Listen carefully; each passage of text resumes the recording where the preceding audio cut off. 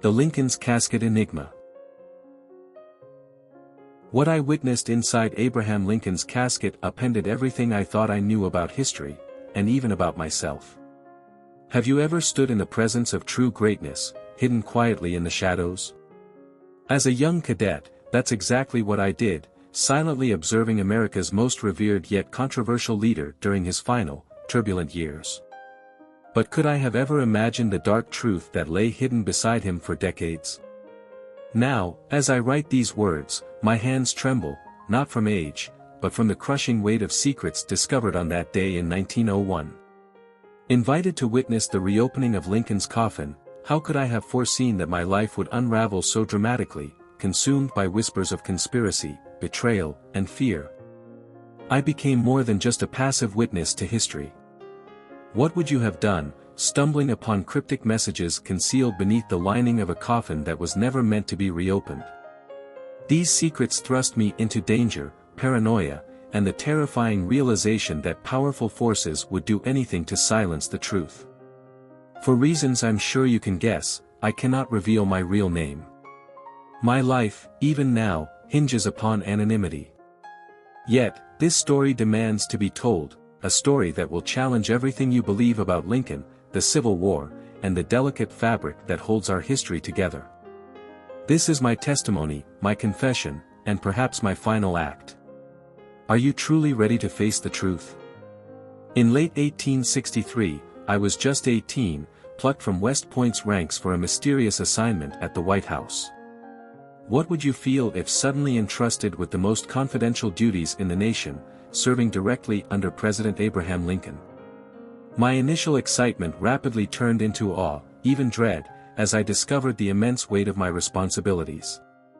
Though my task seemed minor, delivering sensitive messages, managing confidential documents, standing quietly during pivotal meetings, they gave me an extraordinary view into history as it unfolded. I'll never forget my first encounter with Lincoln. Can you imagine meeting such a towering figure face to face? Tall and thin, his weary eyes revealed kindness, wisdom, and a profound sadness. His voice carried an authority that never overshadowed his humility. During those first few weeks, I silently attended secret discussions on troop movements, military strategy, and fragile diplomatic negotiations. Lincoln's calm facade often slipped when the burdens of leadership pressed hardest. One late night still haunts me. After reports of staggering casualties at Gettysburg, Lincoln paced alone, whispering anxiously to himself, consumed by doubts he dared not show publicly. Have we done enough? Is the cost justified? He wondered aloud, unaware I stood quietly in the shadows. As 1864 progressed, so did my quiet bond with Lincoln. Have you ever silently witnessed history's most crucial decisions unfolding before your eyes? I watched tense cabinet meetings, observing Secretary of War Edwin Stanton's heated arguments and Secretary of State William Seward's complex diplomatic maneuvering. Away from the public eye, Lincoln sometimes offered brief but profound reflections, thoughts he shared only with me about our fractured nation and his own private grief. One evening, upon learning of the devastating Union defeat at Cold Harbor, he turned to me, exhaustion in his voice, and whispered, "Sometimes, victory feels no better than defeat." Can you imagine carrying such a heavy burden? April 14, 1865, began as gently as any other spring morning, but would end in unthinkable horror. How could a day so ordinary suddenly fracture history forever? I'll never forget receiving the frantic news of what transpired at Ford's Theater. Racing through the darkened streets to the Peterson House, I arrived to witness a scene of absolute devastation. President Lincoln lay motionless, gravely wounded, surrounded by panicked doctors and solemn cabinet members. Can you imagine the haunting sound of Mary Lincoln's agonized sobs echoing endlessly through the rooms, a sound still etched deeply into my memory? As dawn broke, Lincoln quietly drew his final breath, plunging an already wounded nation into profound despair. Amid the chaos and anguish, Secretary Stanton himself approached me, urgently commanding me to secure specific personal belongings of the fallen president. Why was I chosen for such a seemingly minor yet haunting task? Dutifully, I gathered Lincoln's spectacles, his worn pocket watch, and a handful of scattered papers, items whose true significance lay far beyond my understanding at the time. I safeguarded them carefully, preserving not just relics but the legacy of the great man I'd silently come to deeply admire. Washington spiraled quickly into mourning and paranoia. Conspiracy theories ignited instantly, accusing Confederate sympathizers, political rivals, even trusted allies. Although John Wilkes Booth had swiftly been named the assassin, dark whispers hinted at deeper, more sinister plots lingering beneath the surface.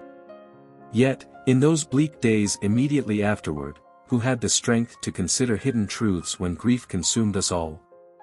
Nearly 4 decades quietly slipped by, years during which I rose steadily through military ranks, earning a reputation as an expert cryptographer, a skill born from my earliest days in service. Could I ever have imagined that those same talents would summon me back into Lincoln's orbit nearly 40 years after his death?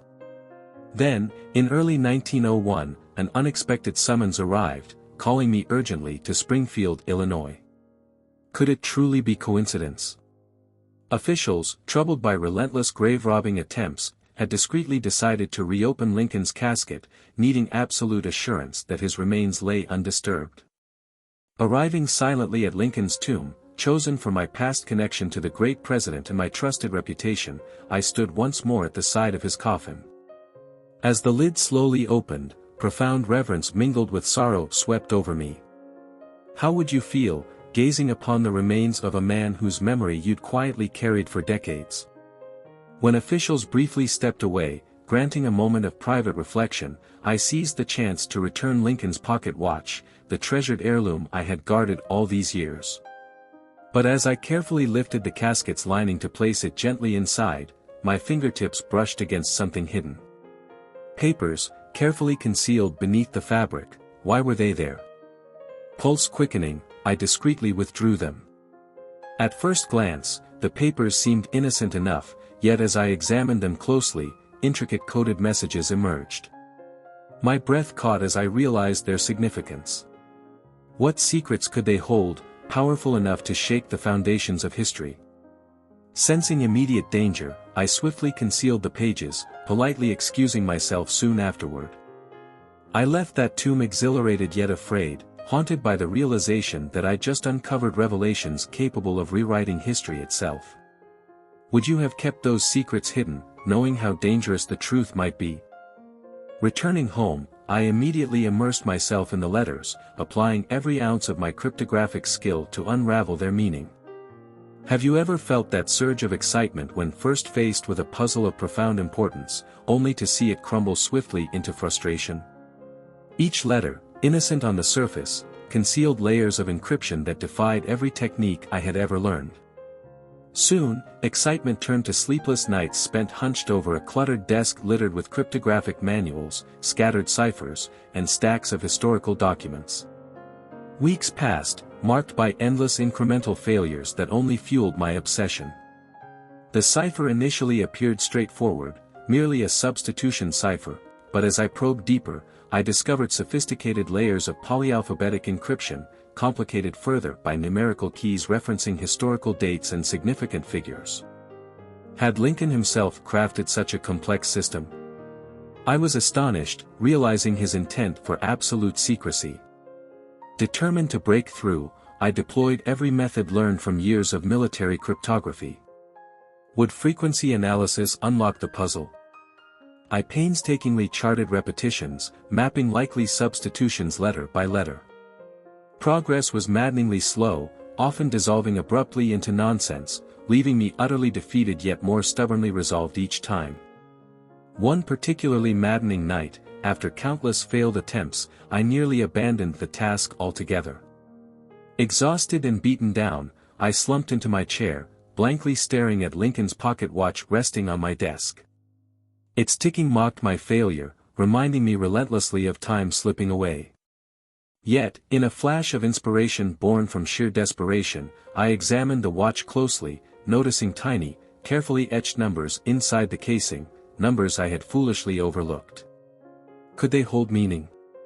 Recognition flooded my mind, the numbers corresponded precisely to critical historical dates: the Gettysburg Address, November 19, 1863, Lincoln's re-election, November 8, 1864, and significant battles.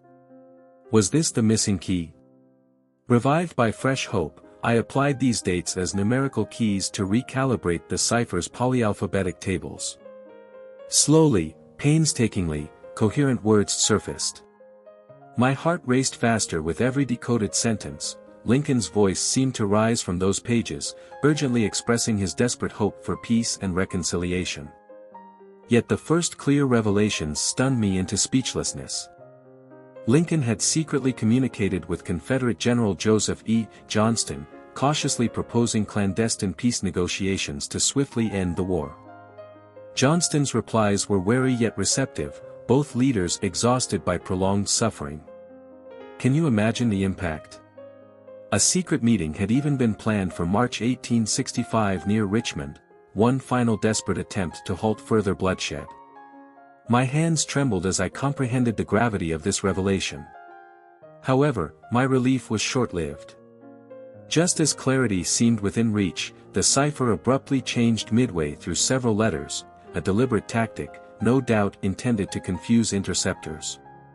Each unexpected shift demanded days of recalculation, testing my patience and skills anew. Frustration became my constant companion as days stretched into weeks, weeks into months. Lincoln himself, it appeared, had intentionally embedded red herrings, false trails designed to discourage or mislead unauthorized readers. Then, one evening by dim candlelight, exhausted after another failed session, a sudden realization electrified me. Each abrupt shift in cipher corresponded exactly with pivotal Union defeats or significant policy setbacks.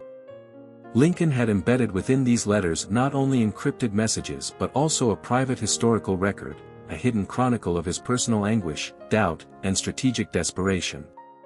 Perhaps Lincoln knew only someone intimately familiar with his presidency could fully unlock these layers. Could you have ever imagined Lincoln's genius and torment intertwined so profoundly, preserved secretly, waiting decades for someone like me to discover? Finally, after months of relentless struggle, the full truth emerged vividly from the tangled layers of encryption: Lincoln's fervent desire for reconciliation, his secret outreach toward peace, and Confederate General Johnston's cautious willingness to engage in dialogue.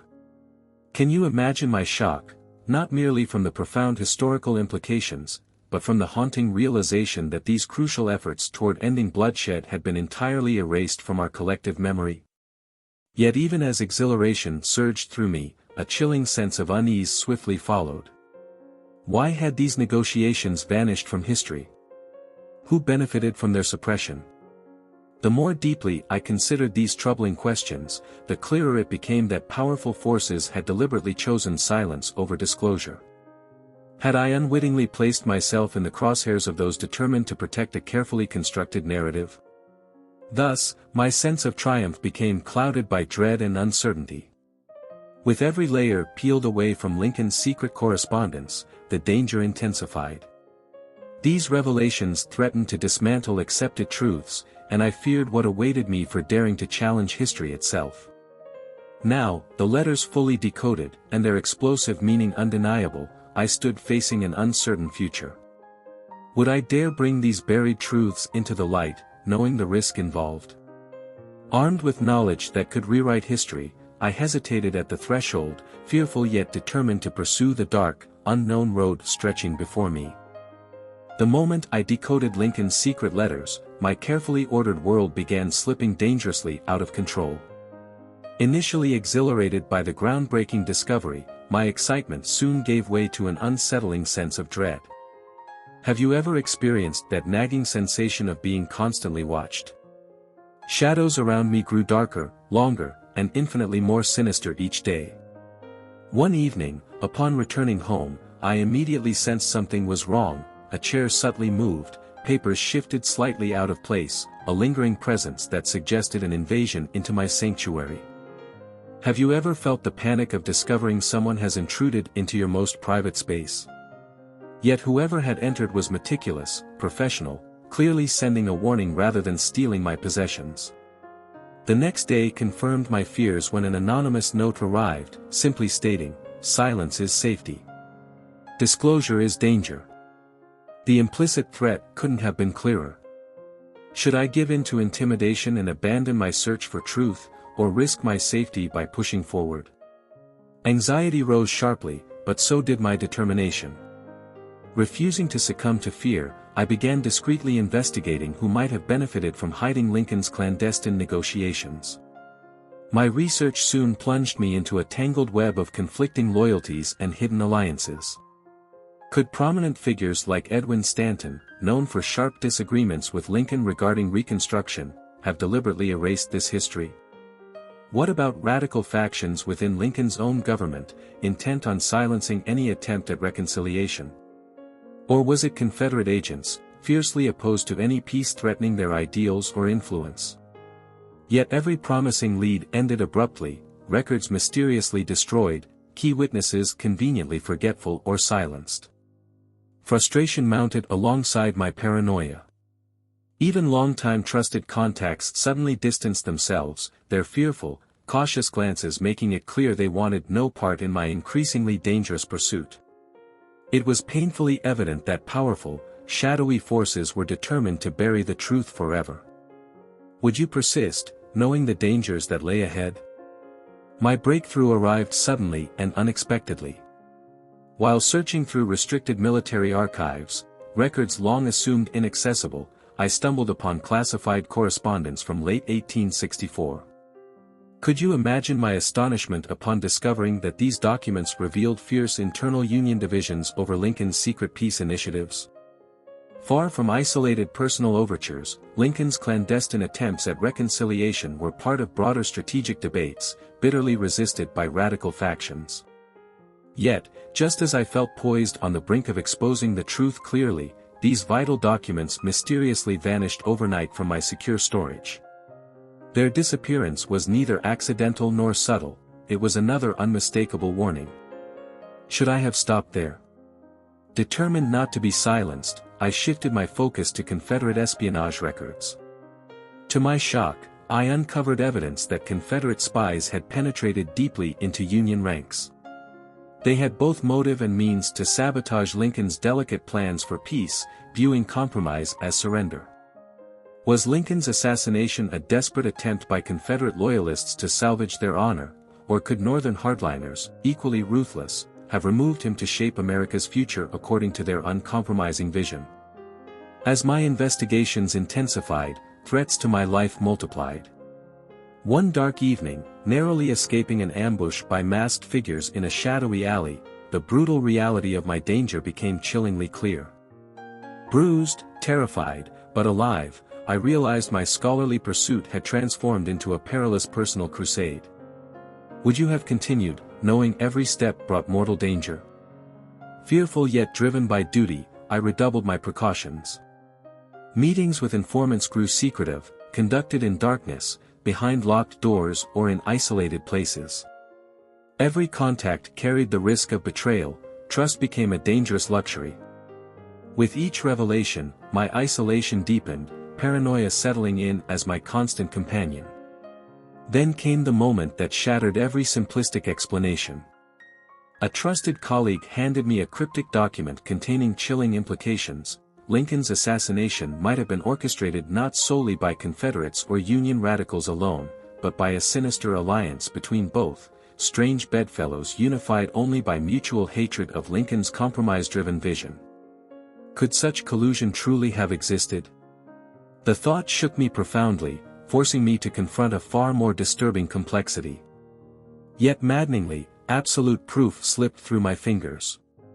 Each path ended in ambiguity, each clue concealed within layers of shadowy secrecy.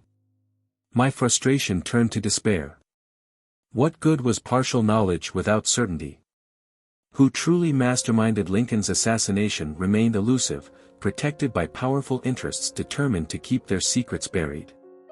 Finally acknowledging my limitations and the grave dangers involved, I resolved to share the truth I had uncovered, Lincoln's brave yet tragic attempts at secret reconciliation, while leaving unresolved the ultimate mystery of his murder. Perhaps some secrets are destined to remain hidden, preserved by forces too powerful to openly confront. Thus, I close my account knowing history remains fractured, truths only partially illuminated, forever shadowed by ambiguity. My revelations challenge accepted narratives, yet the final answers, who truly pulled the strings behind the death of America's greatest president, remain deliberately hidden, awaiting someone braver, or perhaps more reckless, to reveal them.